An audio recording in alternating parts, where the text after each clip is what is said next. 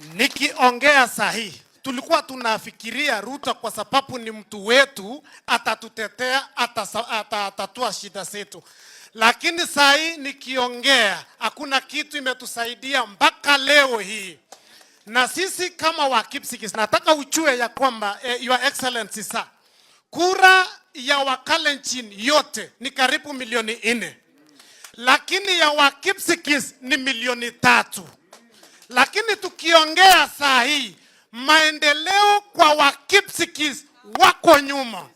Ile mabarabara wa Kipsigis wanatumia saa hii ni ile ilijengwa na Kibaki. Hakuna barabara Kasongo amechenga hata moja kwa wa Kipsigis.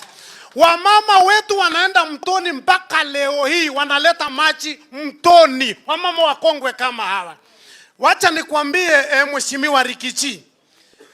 Hawa watu wametuibia. Tulifikiria watakuja kutusaidia. Lakini saa hii Haron yule ulisema na Kasongo saa hii wamepima eka 50 acres ya kujenga airstrip. Kuna airstrip ya kuweka 50 acres. Akasema eka fulani ni ya Kasongo, ingine ni ya Cheruiyot. Nikiongea saa hii ama mchasikia hiyo maneno, manyumba ya hawa watu wanaendelea kuchoma kwa sababu wanataka kujenga factory. Kericho pale amejenga factory pale Kuresoi.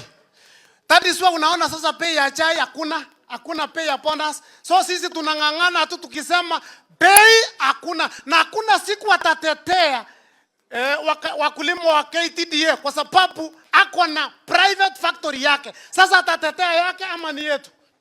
Ni nani atatuokoa? Ni nani anatuokoa? Who is our savior? So tukisema one time is real, tunasema one time. Project ya Kapkatet Stadium imesimama. Walikuja tu wakakuza wakawacha. Project barabara ya Litein, hiyo highway walituahidi mpaka leo itachengwa.